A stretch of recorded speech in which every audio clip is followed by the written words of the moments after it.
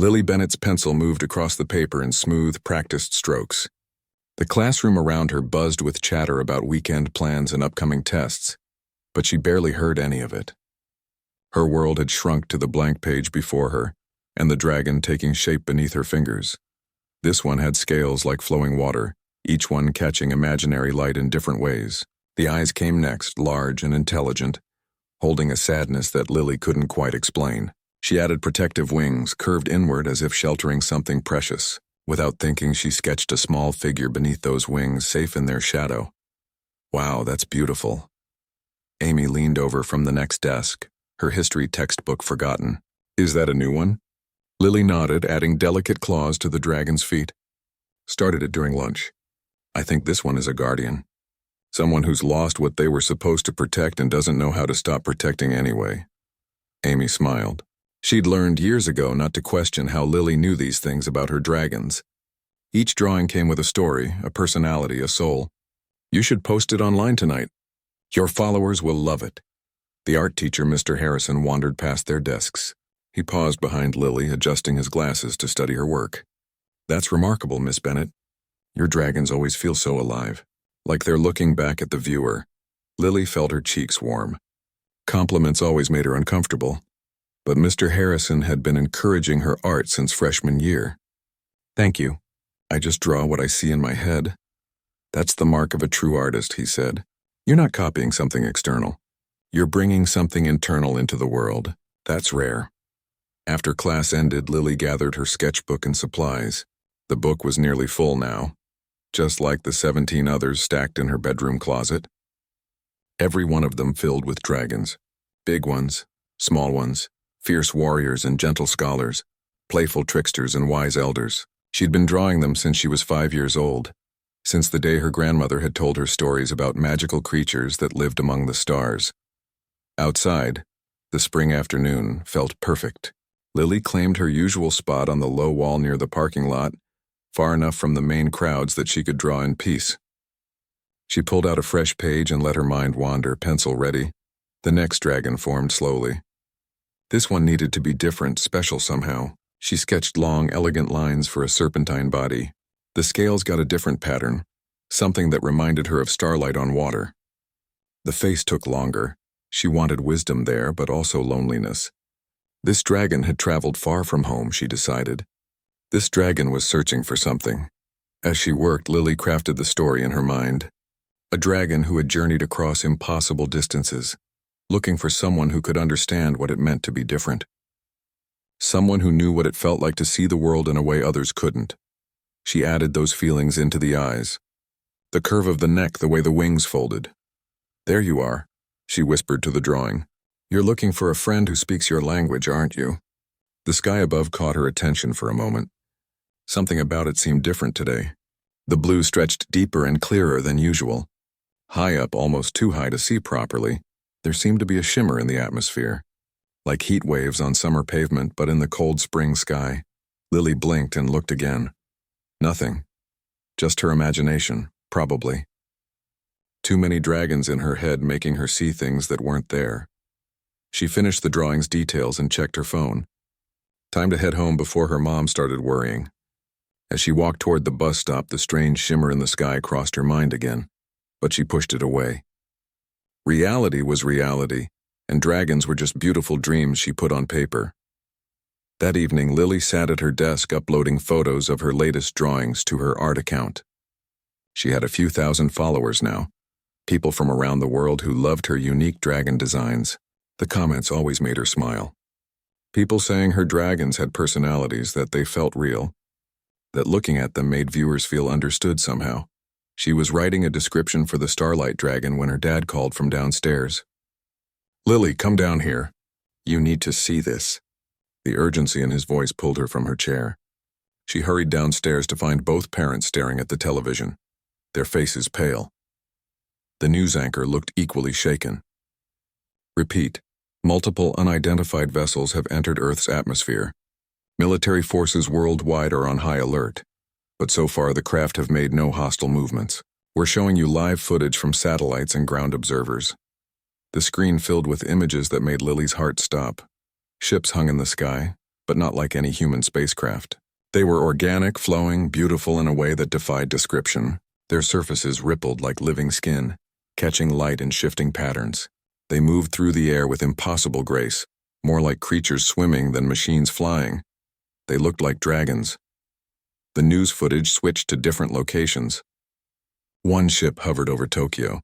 Another circled the pyramids in Egypt. A third drifted above the Amazon rainforest.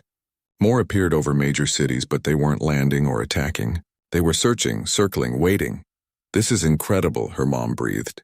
"Are they really here? Is this actually happening?" Lily couldn't speak. The ships moved exactly like the dragons in her imagination, with that same fluid grace.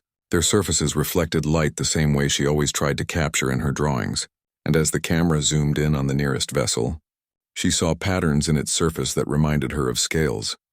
One reporter made a nervous joke about space dragons, but fell silent when the ships began tightening their search patterns. They were definitely looking for something specific. The broadcast switched to local news.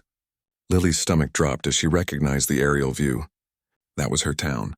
That was her neighborhood, and the massive dragon ship descending in a slow, careful spiral was heading directly toward one location, her school. The vessel positioned itself above Riverside High, hanging in the air like a massive predator deciding whether to strike. But its movements held no aggression, only careful deliberation. It rotated slowly as if studying the buildings below from every angle. "Why there?" her dad wondered aloud. "Why a high school?" Lily's hands trembled.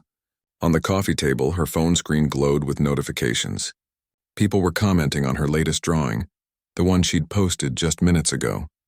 The starlight dragon who'd traveled far from home, searching for someone who understood. But she couldn't look at the messages. She could only stare at the television screen, at the impossible ship hanging in the sky above her school. Something impossible was happening, something that connected to her drawings in ways she didn't understand and couldn't explain.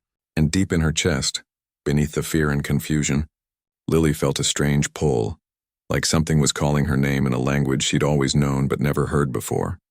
The dragon ship waited in the sky, patient and silent while the world below erupted into chaos. And Lily Bennett, 16-year-old artist who'd spent her life drawing dreams on paper, wondered if her dreams had somehow started drawing themselves into reality. Tomorrow, she thought. Tomorrow she would understand. The ship above her school pulsed once with inner light, and Lily could have sworn it was agreeing with her. Sleep refused to come that night. Lily lay in bed watching news coverage on her phone until her eyes burned. Every channel showed the same images. Dragon ships hovering over locations worldwide, waiting, searching. Scientists argued about alien intentions. Religious leaders debated meanings. Politicians issued statements about remaining calm, but the ship above Riverside High hadn't moved. It stayed there through the night like a guardian watching over sleeping children. By dawn, Lily had made her decision. School was canceled, roads were blocked, and everyone was told to stay home. But the pull she'd felt last night had grown stronger. It thrummed through her chest like a second heartbeat, patient but insistent. She had to go. Her parents were asleep, exhausted from staying up late watching the news. Lily dressed quietly, grabbed her sketchbook, and slipped out the back door. The morning air felt electric against her skin, charged with possibility and danger. The streets looked abandoned. A few cars with government plates rushed past, but most people had followed the shelter-in-place advisory. Lily kept to side streets and yards, making her way toward the school. Her heart hammered against her ribs. Police barricades blocked the main roads 2 blocks from campus, but they were focused outward, watching for panic or looters. Nobody expected someone to be sneaking toward the danger. Lily circled through the neighborhood behind the school, climbed a familiar fence, and dropped into the faculty parking lot. The ship hung directly overhead now. Up close, it was even more magnificent than on television. The surface did ripple like living tissue, but not in a disgusting way. More like water, like silk, like the northern lights given form. Colors shifted across its surface in patterns that made her eyes water if she looked too long. Military vehicles surrounded the football field. Weapons pointed at the sky. Soldiers in combat gear stood at attention. News helicopters circled at a distance, cameras recording everything. And Lily walked forward with her sketchbook clutched to her chest, feeling more certain with each step that this was where she needed to be. "Hey," Civilian, stop right there. A soldier spotted her, breaking from formation, but before he could reach her, the ship responded. A section of its surface opened, not with mechanical doors or hatches, but like a flower blooming. The movement was organic, beautiful, and completely silent. Light spilled out from inside, warm and golden. Every weapon immediately tracked toward the opening. Fingers tensed on triggers. Radio chatter exploded into urgent commands. Something emerged from the light. Lily's breath caught in her throat. Her knees went weak. It was a dragon. A real dragon. Not like her drawings, but also exactly like her drawings in ways that made her mind spin. The creature was massive, easily the size of a city bus, with scales that shifted through colors she didn't have names for. The head was elegant and intelligent, with eyes that held depth and awareness that made her want to cry. The dragon moved with liquid grace, stepping onto the football field and folding wings that seemed to be made of light and shadow woven together. When it settled onto all four legs, the ground barely registered the weight. Nobody fired. Nobody could. The creature radiated something that bypassed fear and spoke directly to a deeper part of the human brain. Not menace, but presence. Importance. The feeling of standing before something ancient and worthy of respect. The dragon's eyes swept across the soldiers, the vehicles, the weapons. Then those eyes found Lily, and everything else in the world disappeared. Words formed in her mind. Not sound, not language, but meaning that translated itself into understanding. We have been searching for the dreamer who knows us. Lily couldn't move. The dragon approached slowly, each step deliberate and careful. Soldiers shouted at her to run, to get back, but their voices sounded like they were coming from underwater. All she could see were those eyes, ancient and kind and desperately hopeful. The dragon stopped 3 feet away. This close, Lily could see that each scale held tiny patterns within patterns, fractals of design that repeated into impossible detail. The colors shifted with the creature's breathing, revealing emotions she somehow understood. Curiosity, wonder, relief. You are the one who sees. The words formed in her mind again, gentle but certain. You are the dreamer. I don't understand, Lily whispered. Her voice sounded small and human and completely inadequate. The dragon lowered its massive head until one eye was level with her face. That eye held galaxies. That eye held sadness deeper than oceans. My name is Ash. I am Draconir. We have traveled the spaces between stars for thousands of your years. We have built wonders. We have touched the fabric of reality itself. But we have lost something that you possess. What? The word came out as barely a breath. The ability to dream, to imagine, to create something new that has never existed before. Ash's head turned slightly, and Lily realized the dragon was looking at her sketchbook. Without thinking, she opened it. Page after page of dragons filled the book, each one different, each one alive in its own way. I found your images in the streams of data that flow from your world, Ash continued. They should have been nothing, simple drawings, but they held something impossible. They held us, not as we are, but as we once were, as we could be again. Lily flipped to yesterday's drawing, the starlight dragon, lonely and searching, the one she'd drawn right here in this same spot while sitting on the wall. Ash made a sound like wind through crystals. That is me. You drew my spirit before we ever met. You understood my loneliness across the vast dark. How? Lily struggled to explain. I just draw what I feel. Each dragon is different because feelings are different. This one felt like someone far from home looking for connection. Yes. The single word carried weight like a star collapsing. We Draconir evolved beyond our physical limitations. We enhanced our minds, eliminated what we called inefficient emotions. We became perfect, logical, capable of incredible achievements. And in doing so, we killed the part of ourselves that made life worth living. Another dragon emerged from the ship, older and larger than Ash. This one's scales looked like pearls in moonlight. The presence it carried made generals straighten and hardened soldiers' eyes water. I am Pearl. The second dragon spoke into all their minds. Elder of this search fleet, for 3 generations our children have been born empty, brilliant but hollow. They learn, but they do not wonder. They build, but they do not dream. We thought our species would simply fade away, content but meaningless. Pearl moved beside Ash, both dragons now focused on Lily and her sketchbook. Then this young one found your drawings, found hundreds of dragons, each with personality, with fears and hopes and dreams. with souls. Things we thought were inefficient weaknesses turned out to be the foundation of meaning itself. Lily looked at her drawings with new eyes. The fierce protector who was afraid of heights.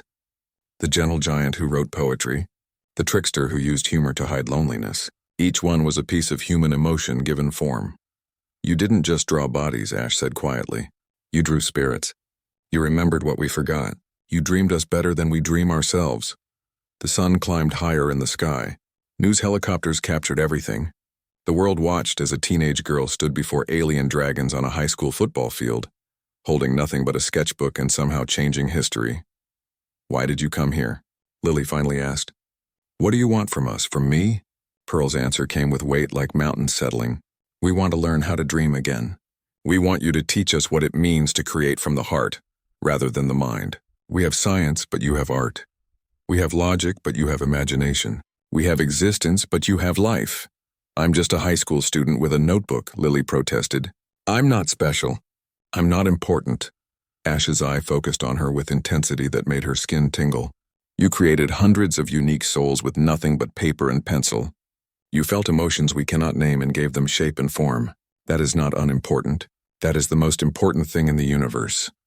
Around them, soldiers slowly lowered weapons. Whatever was happening here transcended threat assessment. This was first contact, but not the kind anyone had imagined. Will you help us? Pearl asked. Will you teach us to remember what we lost? We offer our knowledge, our protection, our friendship.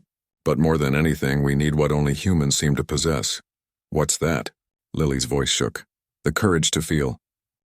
3 hours later, Lily sat aboard a dragon ship trying not to panic. Her parents had arrived at the school in a frantic rush, her mom crying and her dad demanding explanations. But when Pearl had asked permission to bring Lily aboard for discussions, when Ash had promised her safety with a solemnity that transcended species, her parents had somehow agreed. Maybe because saying no to ancient space dragons felt impossible, or maybe because they saw the same thing Lily felt.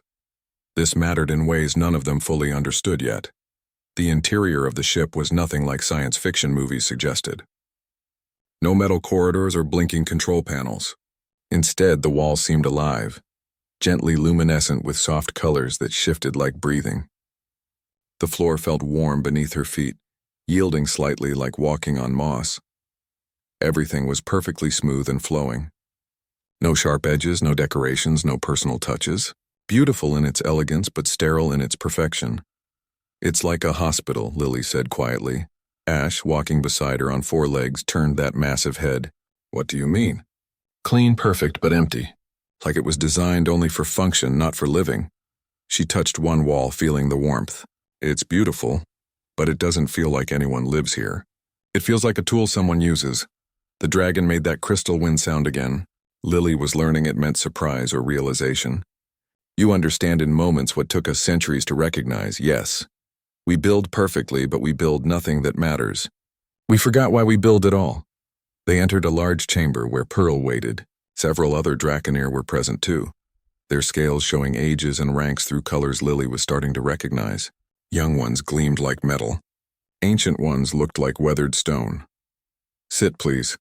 Pearl gestured to a raised platform that shifted to form a chair as Lily approached. That casual display of technology made her dizzy. We want to share our history so you understand what we are asking.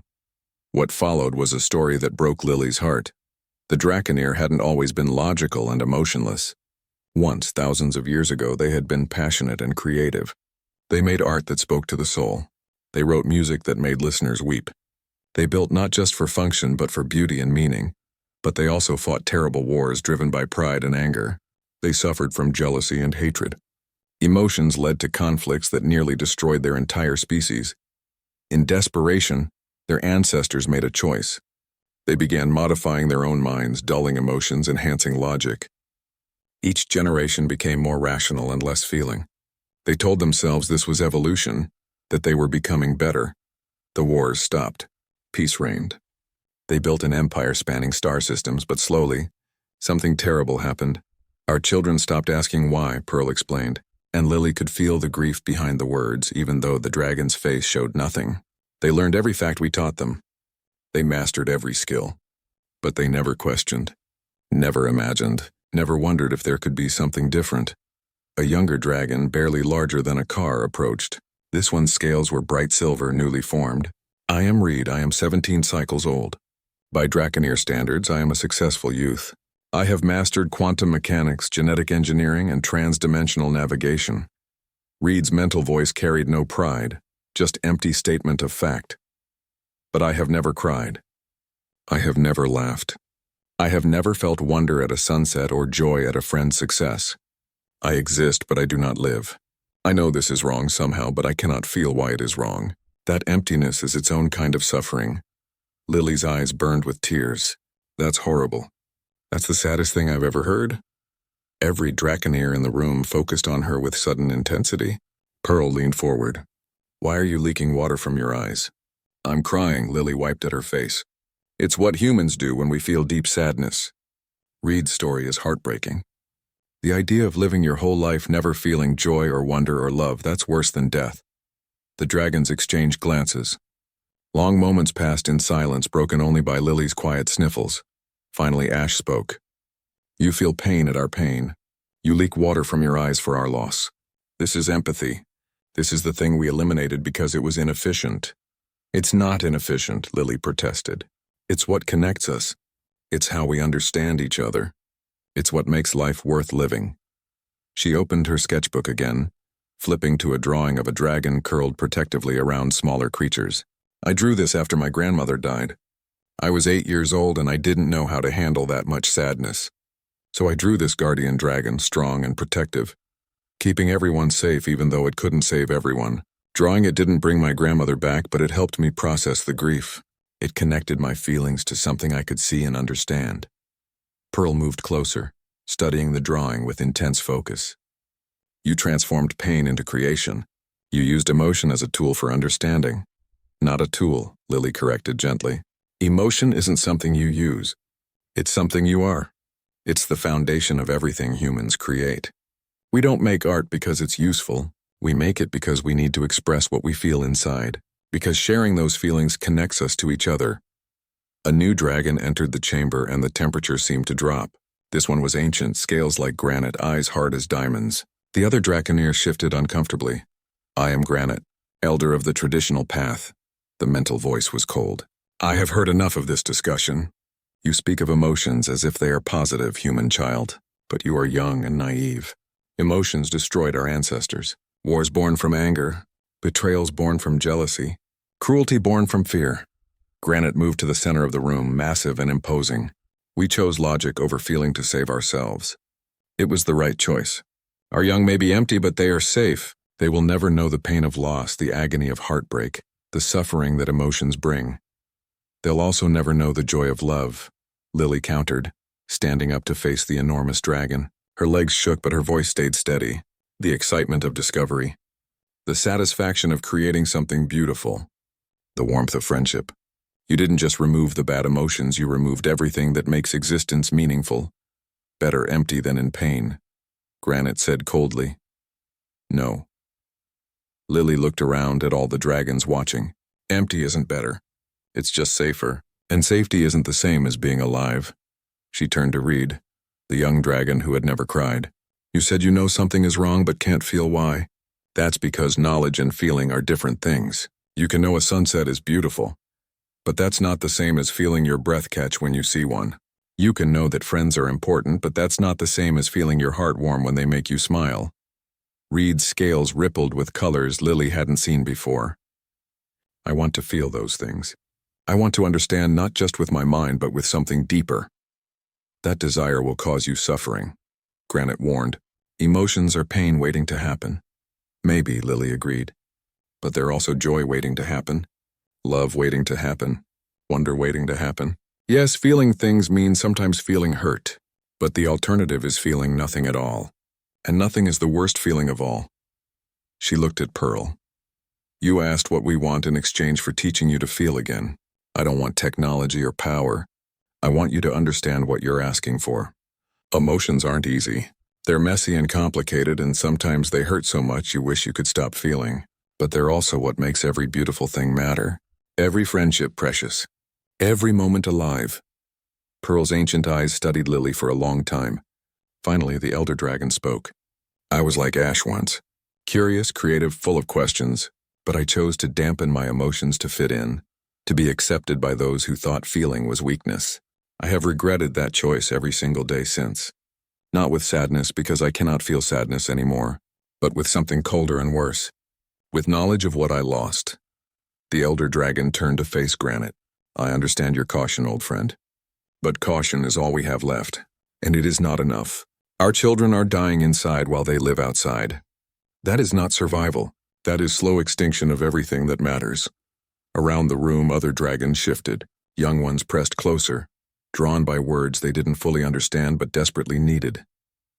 Teach us, Ash said to Lily. Teach us to feel again, even if it hurts. Especially if it hurts, because hurting means we will finally be alive again. Lily thought of her sketchbook, of every dragon she'd drawn, of every emotion she'd poured onto those pages, of the grief and joy and fear and wonder that had guided her hand. Okay, she said, I'll try. But I'm not a teacher. I'm just someone who draws what she feels. That, Pearl said with something that might have been hope, is exactly what we need. The world had exploded with opinions about the dragons. News networks argued 24 hours a day. Some people called it humanity's greatest opportunity. Others warned it was a trap. Religious leaders debated whether the Draconeer had souls. Scientists formed committees to study every detail. But while the world talked, Lily found herself at the center of something unprecedented. Riverside High School had become the site of Earth's first cultural exchange program with an alien species. And the alien students were dragons who needed to learn how to feel. The school board had obviously agreed.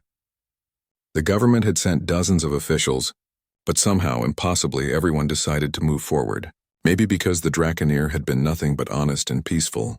Maybe because their offer of technological knowledge was too valuable to refuse. Or maybe because there was something deeply sad about a species that had forgotten how to dream. Lily stood in her familiar art classroom, feeling surreal. Mr. Harrison had graciously stepped aside, though he stayed to observe and help. 3 young Draconeers sat in the room, their massive forms carefully positioned to avoid damaging the furniture.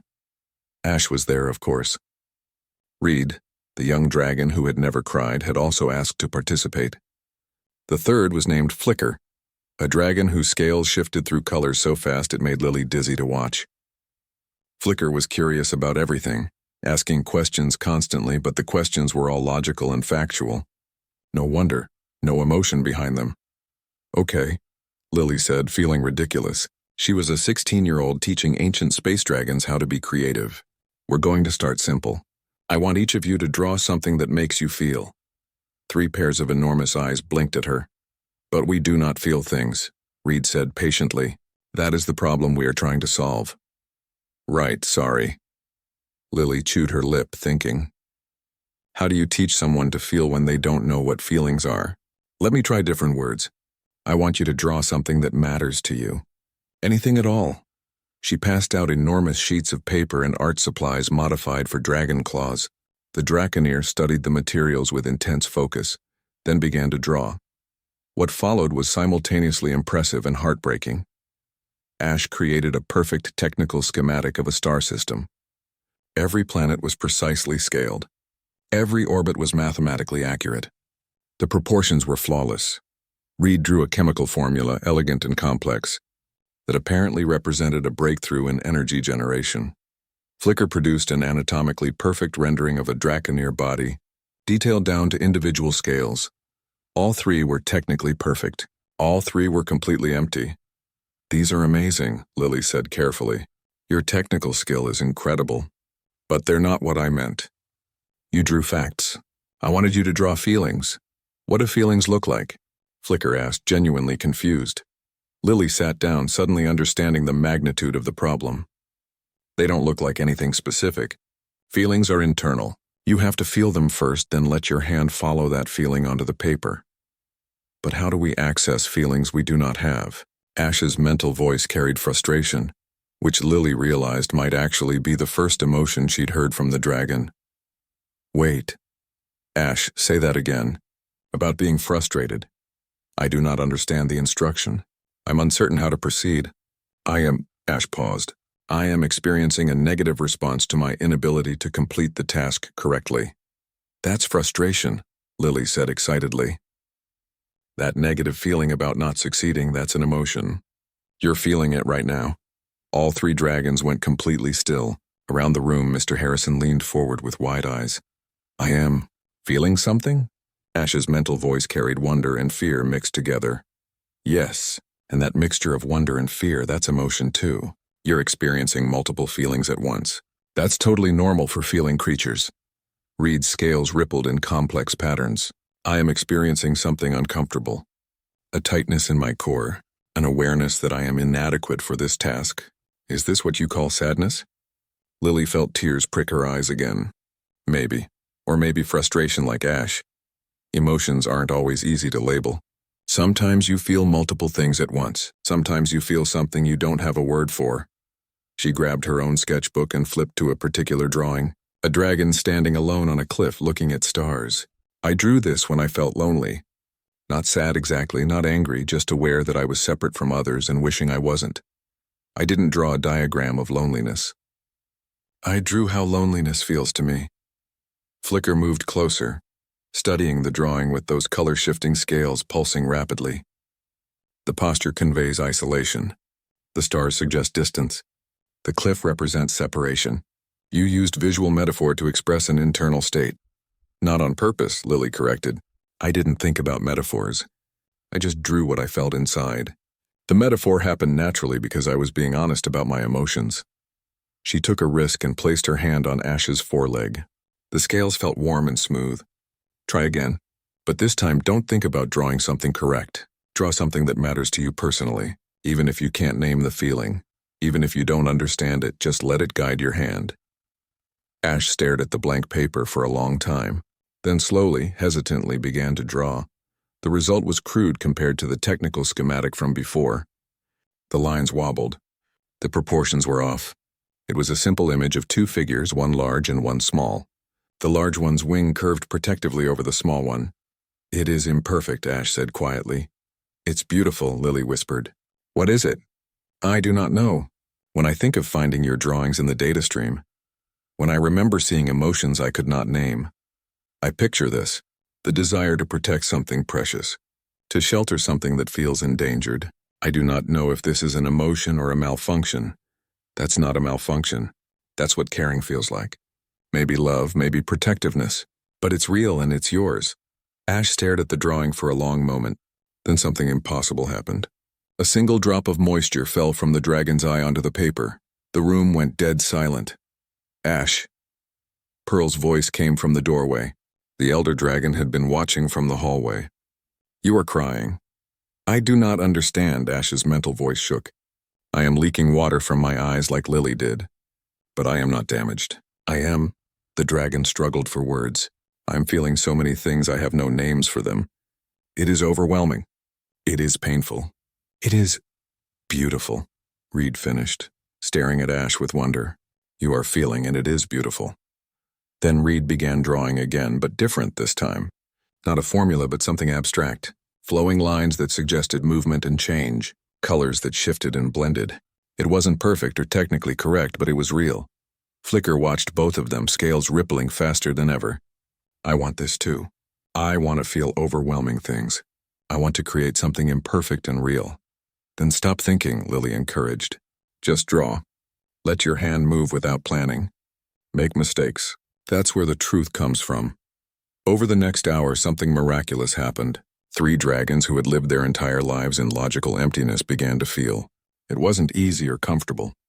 Reed experienced frustration so intense the young dragon had to stop drawing and breathe deeply. Flicker felt excitement that made those scales flash like lightning. Ash cried 3 more times and couldn't explain why, but they were feeling. They were creating. They were alive in ways they had never been before. News cameras captured everything from outside the classroom. The world watched as alien dragons discovered emotions for the first time. Experts analyzed every moment. But in the classroom, none of that mattered. What mattered was Reed's first hesitant laugh when a line came out wrong but looked better than planned. What mattered was Flicker's scales settling into soft, steady colors that apparently meant contentment. What mattered was Ash's crude but heartfelt drawing of the moment they had found Lily's artwork and felt something stir in a place they didn't know existed. By the end of the session, all three dragons were exhausted. Feeling they discovered took tremendous energy. "Will it always be this tiring?" Flicker asked.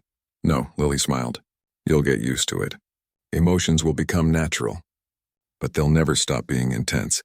That intensity is what makes them matter." As the dragons prepared to leave, Ash paused beside Lily. "Thank you for teaching us to be imperfect. I drew something crude and simple today, but it is mine. I created it. For the first time in my life, I made something that did not exist before, something that came from inside me rather than from logic or instruction. That's what art is," Lily said. "That's what being alive is." Reed and Flicker joined them, all three young dragons looking at their drawings with new eyes.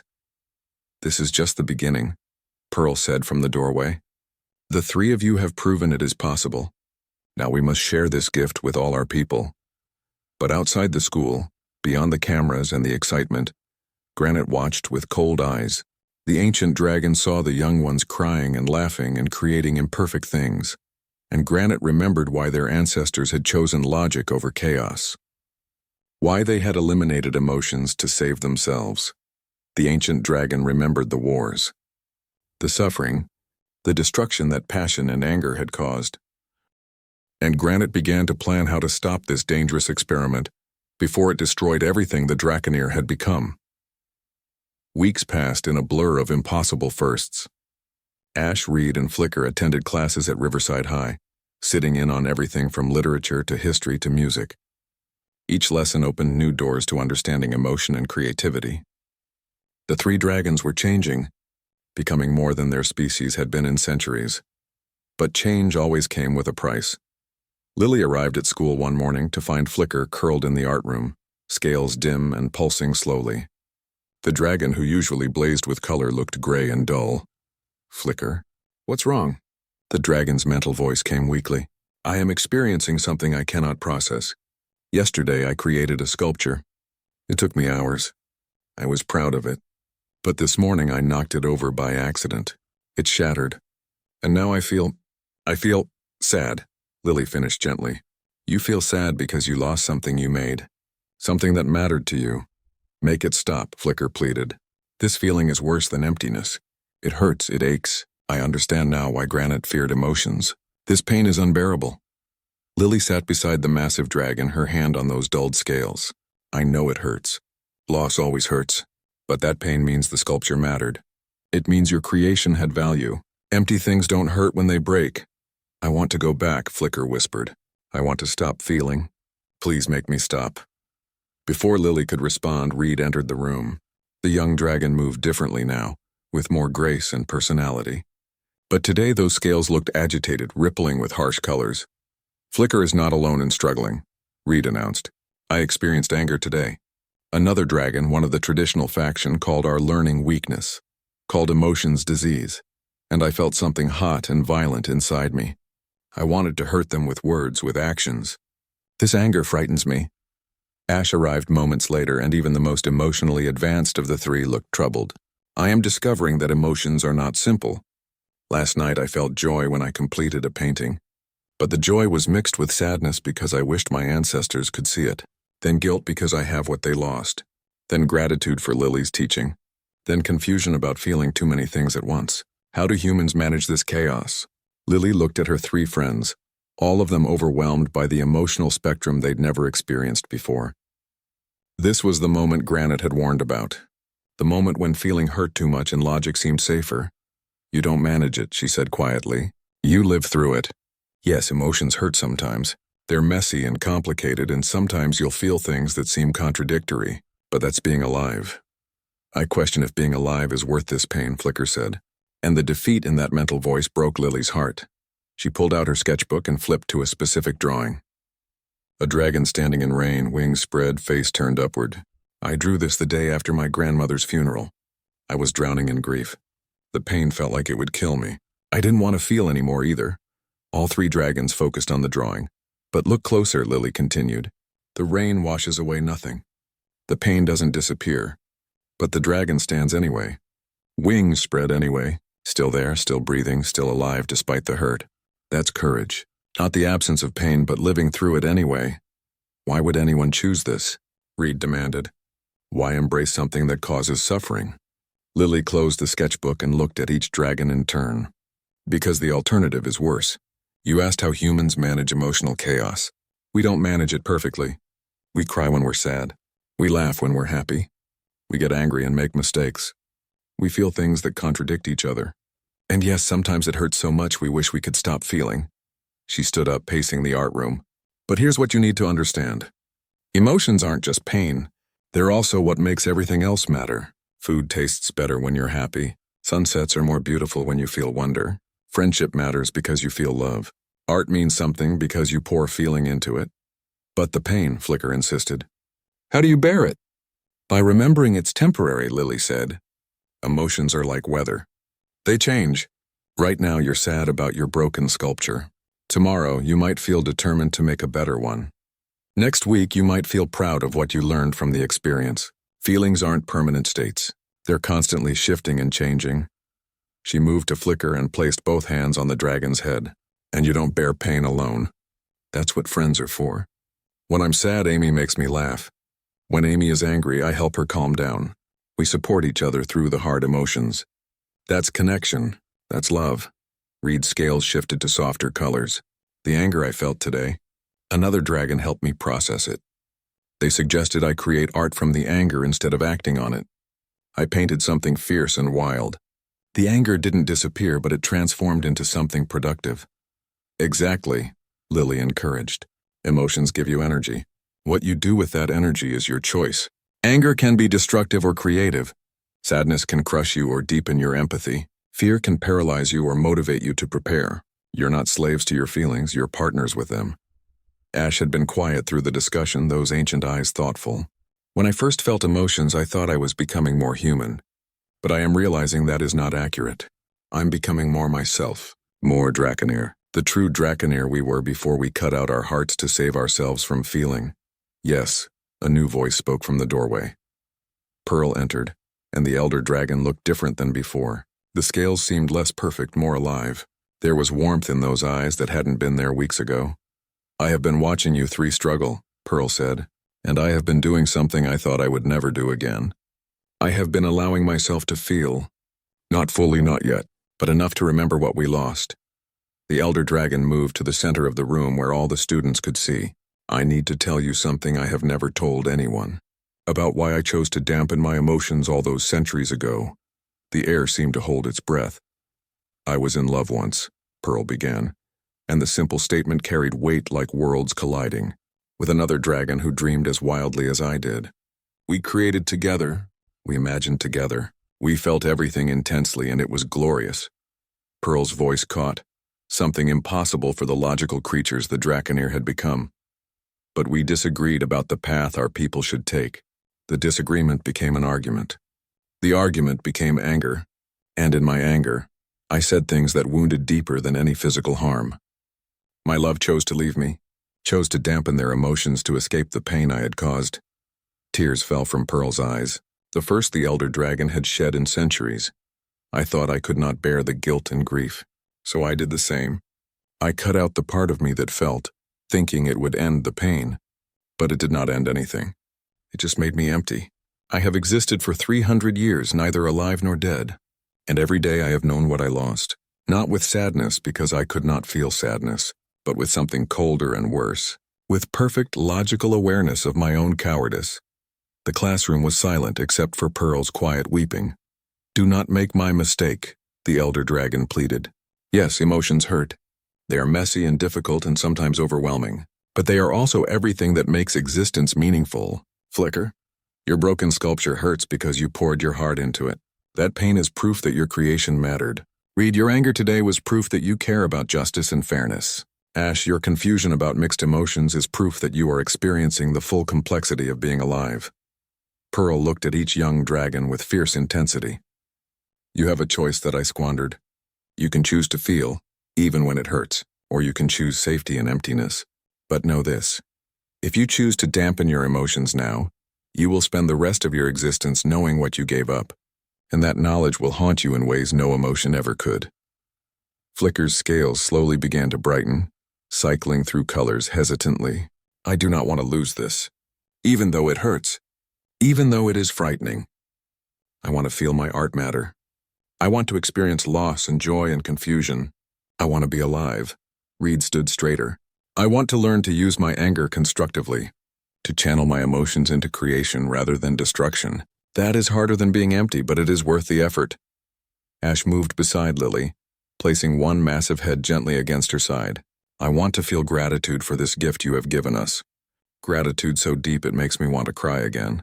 And I want to embrace those tears because they mean I am finally truly myself. Lily hugged Ash's neck, her own tears flowing freely. That's the bravest thing I've ever heard. All three of you, choosing to feel even when it's hard. That's not weakness. That's the strongest thing anyone can do. But outside the school, Granite was gathering support. Other traditional dragons who feared the chaos emotions would bring.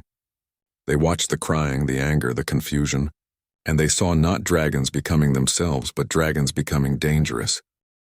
Granite called a council of elders, showed evidence of emotional instability, argued that the experiment had gone too far. These young ones are suffering, Granite declared. They cry and rage and despair. This is what we saved ourselves from. This is why we chose logic.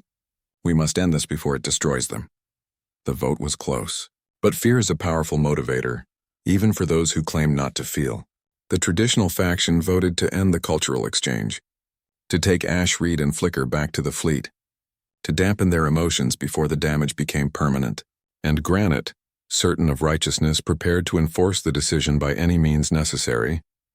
The announcement came through every screen worldwide simultaneously. Granite's image appeared, massive and cold and certain. The cultural exchange experiment will end.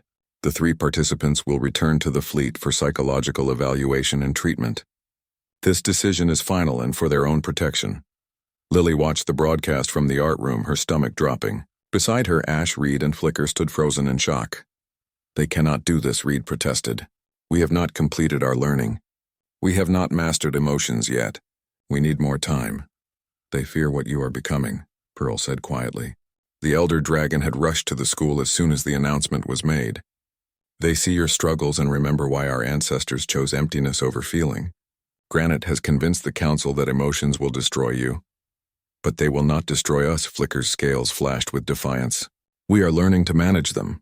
Yes, they are difficult, but we are growing stronger every day. Ash turned to Lily, those eyes full of newly discovered fear.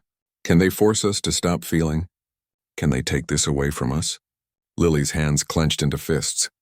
The thought of her friends losing their emotions, becoming empty again after all they'd experienced, filled her with rage. But rage alone would not help them. We need to show them, she said suddenly. We need to show all the Draconair what you've accomplished. Not just the struggles, but the beauty, the growth. The art, how? Reed asked. Granite has already made the decision. Lily grabbed her phone and started typing messages to everyone she knew. Then we changed their minds. You 3 have created dozens of pieces over the past weeks. Drawings, sculptures, music, poetry. We gather it all. We make an exhibition. We show the whole fleet what emotions make possible. Mr. Harrison stepped forward. I can help organize that. We could set it up in the gymnasium. Invite not just the Draconair, but everyone. Press, government officials, the world. Make it impossible to ignore, but will it matter? Flicker asked quietly. Granite does not value art. They will see only the inefficiency, the imperfection. Then we will show them that imperfection is the point, Pearl said firmly. The Elder Dragon's voice carried authority that made even Lily stand straighter. We will show them what perfect, efficient, logical existence has cost us. And we will show them what we gain by choosing to feel. The next 12 hours were chaos. Students and teachers worked together to transform the gymnasium. Ash's paintings were mounted on walls. Reed's sculptures were displayed on tables. Flicker's color-based artwork was projected onto screens. Other students contributed pieces inspired by working with the dragons. Amy organized the music program, creating a concert of pieces Reed had composed. The school's drama club prepared readings of Flicker's poetry. Other Draconair who had been quietly learning from the 3 students provided their own tentative creations. By evening, The gymnasium had transformed into a gallery celebrating the rebirth of Draconeer creativity. News networks broadcast the preparations live. People around the world watched and waited. Granite arrived with an escort of traditional faction dragons, clearly intending to collect the 3 students and end the exhibition before it began. But Pearl blocked the entrance, and the Elder Dragon's presence commanded respect even from opponents. "You will watch," Pearl declared. "You will see what these young ones have accomplished. Then if you still believe emotions are only destructive, I will not fight your decision." Granite's cold eyes scanned the gymnasium. "Very well, but this exhibition will only prove my point. Emotions create chaos and weakness." The exhibition opened to a crowd of humans and Draconeer both. World leaders attended, scientists and artists and ordinary people who wanted to witness history, and floating above the school, dozens of dragon ships filled with Draconeer who streamed the event to the entire fleet. Lily stood at the entrance with Ash, Reed, and Flicker. Her 3 friends were terrified but determined. They had chosen to feel, and now they would fight to keep that choice. The exhibition began with Ash's first crude drawing, the protective wing over a smaller figure, a simple image that represented the moment emotion had first broken through centuries of logical emptiness. "This was my beginning," Ash explained to the assembled crowd, mental voice reaching everyone present. "It is imperfect. The proportions are incorrect. The lines waver. But it is mine. For the first time in my life, I created something that came from inside me rather than from learned technique." The crowd moved through the exhibition slowly. Each piece had a story. Each creation represented an emotional breakthrough. Reed's sculpture garden showed the progression from technically perfect but empty forms to later pieces that were rougher but alive with personality. "I learned that perfection is not the same as beauty," Reed explained. "My early work was flawless and meaningless. My recent work is flawed and precious."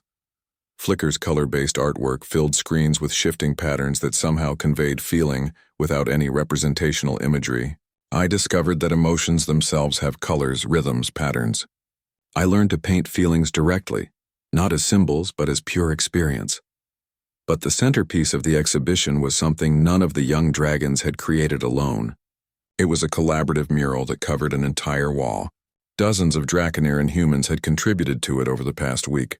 The mural showed 2 species, dragon and human, creating together. Not one teaching and one learning, but both sharing and growing. The dragons in the mural showed emotions on their faces, colors in their scales that meant feeling. The humans showed wonder and joy at the connection. Above both species, the mural showed what they created together. Art and technology interwoven, logic and emotion balanced, science and imagination united. "This is what we can become," Pearl announced to the entire assembly. "Not human, not our old selves, but something new. Draconeer who feel and think, who create with both logic and passion, who have not lost our intelligence but have regained our souls." Granite stared at the mural for a long time. The traditional faction leader moved closer, studying every detail. The crowd fell silent, waiting. "You show emotions creating beauty," Granite finally said. "But you do not show emotions creating conflict. You do not show the wars, the suffering, the destruction that feelings caused our ancestors. Because that is not what emotions create." Lily stepped forward, her voice clear and strong. "Emotions are energy. What that energy creates depends on choices. Your ancestors did not go to war because they felt emotions. They went to war because they chose to act on anger and fear rather than empathy and understanding." She moved to stand directly before Granite, this tiny human facing an ancient dragon without flinching. "You think removing emotions made you safe, but it just made you empty. And emptiness is its own kind of death. Yes, feeling things is risky.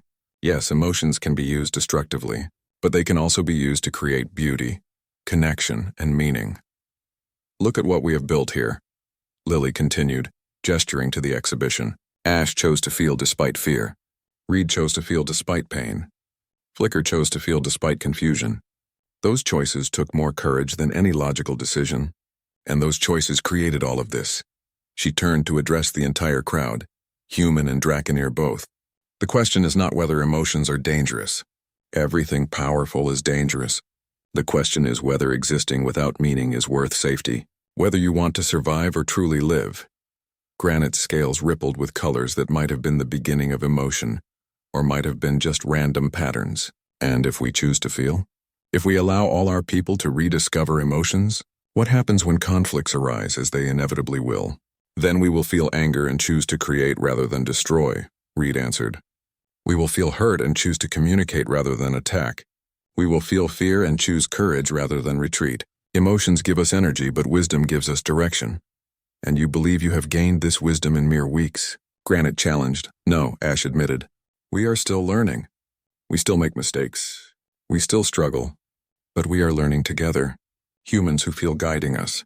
Other Draconeer who are rediscovering feelings supporting us. We do not face emotions alone, and that makes all the difference. Flicker stepped forward, scales finally settling into steady, purposeful colors. You ask what happens when conflicts arise. I will tell you what already happened. Yesterday, Ash and I disagreed about a creative decision. We both felt anger, but instead of letting anger control us, we talked about our feelings. We explained our perspectives. We found a compromise that made our collaboration stronger. The young dragon's mental voice grew passionate. That is what emotions with wisdom create. Not destruction, but growth. Not weakness, but strength through connection. You fear we will become like our ancestors who went to war. But we are not them. We have learned from their mistakes. We have humans to guide us, and we have each other. Pearl moved to stand beside the three young dragons facing Granite and the traditional faction. I dampened my emotions 300 years ago because I feared the pain they caused. I have existed in emptiness ever since, and I tell you truly, that emptiness was worse than any pain. At least pain means you care about something. Emptiness means nothing matters at all. The elder dragon's eyes swept across the assembled Draconeer. How many of you have watched these young ones and felt something stir inside? How many of you have secretly wished you could feel as they do? How many of you are tired of existing without meaning? Across the gymnasium and on ships above, young Draconeer began responding. Scales shifted colors. Mental voices murmured agreement. The silent majority who had been afraid to speak suddenly found courage. One young dragon floated down from a ship above, landing gently in the gymnasium. I want to learn. I want to feel. I want to create something that matters to me. Another followed, then another. Within minutes, dozens of young Draconeer filled the space, all asking for the chance to feel, to dream, to become alive. Granite watched the wave of youth demanding change. The ancient dragon's rigid certainty began to crack. You are all willing to risk the pain? The confusion? The potential for conflict? Yes, the young dragons answered as one. Because the alternative is this, one of them said, gesturing to the empty perfection of their scales, the logical coldness of their existence. And this is not enough. It will never be enough. We want to live, not just exist. Granite stood silent for a long time. The entire world held its breath. Finally, the ancient dragon approached the collaborative mural, studied it closely, reached out one claw to touch the section showing dragons with colors in their scales, emotions on their faces. I remember feeling, Granite said quietly. Before I chose logic, I remember joy. I remember love. I remember wonder at the beauty of the universe. And I remember choosing to cut those feelings out because they hurt, because I was afraid. The ancient dragon turned to face the crowd. Perhaps I was wrong. Perhaps safety without meaning is not worth the cost. Perhaps, Granite's voice caught. Perhaps I have been dead for centuries and did not realize it until I saw these young ones come alive. A single tear fell from Granite's eye. The first the ancient dragon had shed in over 400 years. Teach us, Granite said to Lily. Teach all of us to feel again, to dream again, to be alive again. The gymnasium erupted in sound. Humans cheering, dragons making that crystal wind sound of surprise and joy. The traditional faction, seeing their leader change, began reconsidering their positions. Pearl approached Granite, and the two ancient dragons touched foreheads in a gesture of respect and reconciliation. Welcome back to life, old friend. It has been far too long. Lily found herself surrounded by her three students, all of them crying happy tears. Ash, Reed, and Flicker pressed close, their massive forms gentle and careful. You saved us, Ash said.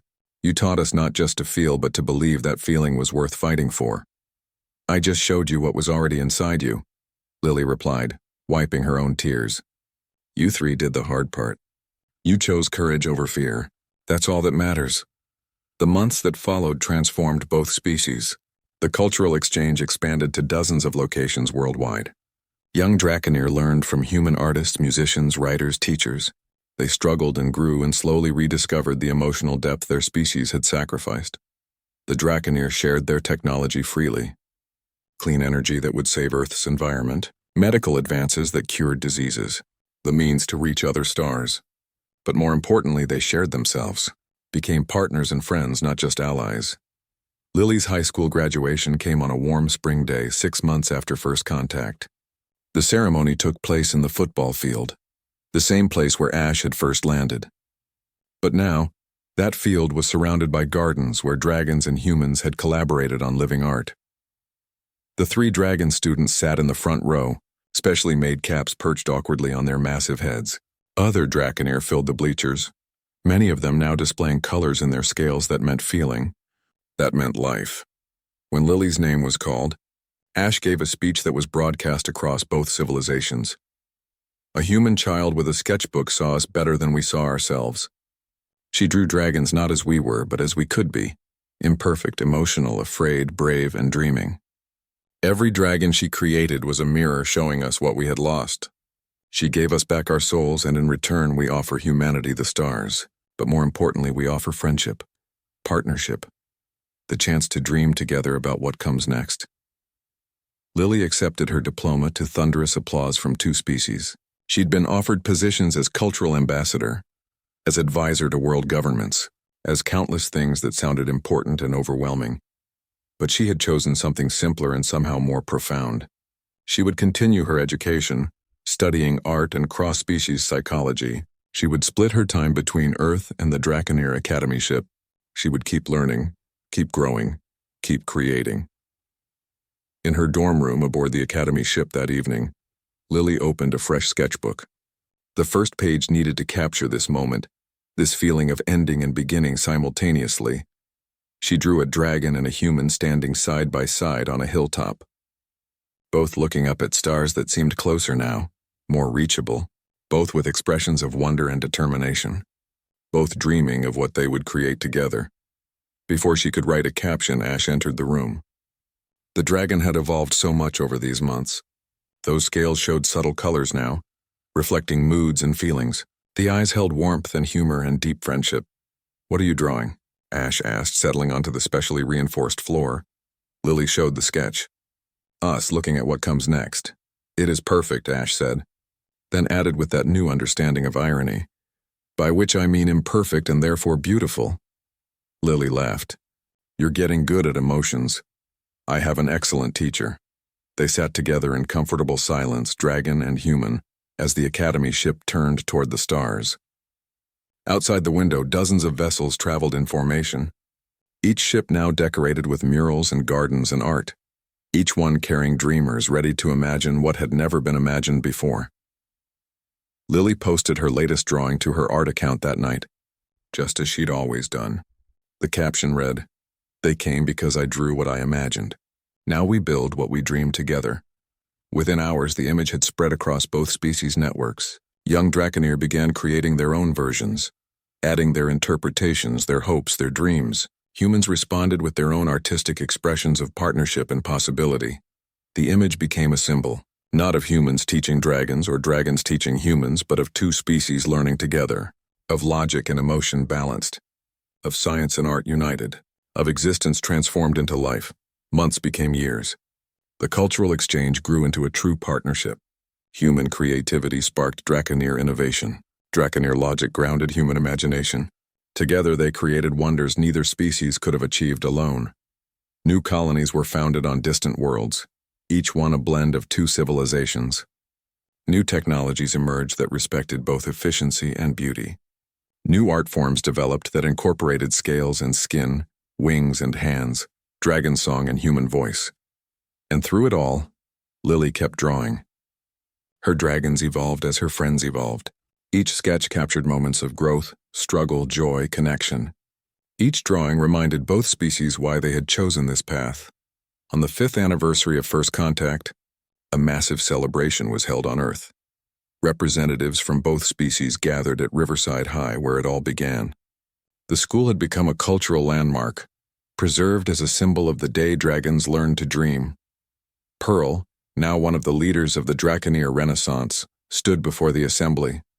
The elder dragon scales glowed with colors that meant joy, pride, love. 5 years ago we came to Earth searching for something we could not name. We found a child with a sketchbook who saw dragons not with her eyes but with her heart. She taught us that feeling is not weakness but the foundation of meaning, that imperfection is not failure, but the signature of authentic creation, that existing is not enough when you could be truly alive. The elder dragon looked at Lily, who stood with Ash, Reed, and Flicker, the 4 friends who had changed 2 civilizations. We thank humanity not for the technology you created, but for the wisdom you shared. Not for what you knew, but for what you felt. You reminded us that the bravest choice is not to be safe, but to be real. As the celebration continued, Lily found herself standing in the old art room with her 3 best friends. The room looked the same as it had that first day when she'd tried to teach dragons to draw feelings. Remember when you could barely manage a single emotion? Lily teased. Remember when you were just a human with a sketchbook and no idea you were going to change the universe? Ash countered. They all laughed, and the sound mixed human and dragon tones into something that belonged to neither species in both. What do you think comes next? Flicker asked, scales shifting through peaceful colors. Lily looked at her friends, at the stars visible through the window, at the sketchbook in her hands that would never run out of pages as long as there were dreams to draw. Everything, she said simply. Everything comes next, and we get to imagine it together. Outside, the sun set on a world that was no longer alone. Ships from 2 civilizations filled the sky, each one carrying dreamers and builders, artists and scientists, humans and dragons who had learned that the greatest strength was not avoiding emotions, but choosing to feel them anyway. And somewhere in the vast dark between stars, other species looked toward Earth and the Draconeer fleet with wonder. They saw not invasion or conquest, but partnership. They saw what was possible when different peoples chose connection over fear. They saw dragons who had remembered how to dream, and humans who had taught them that some things were worth feeling even when they hurt. They saw the future taking shape, imperfect and beautiful and more alive than anything the universe had seen in millennia. And in a small room at Riverside High, a young woman closed her sketchbook and smiled. Because this right here, was what every dragon she'd ever drawn had been reaching toward. Not perfection but meaning, not safety but life. Not existence, but the courage to feel everything and still choose to dream.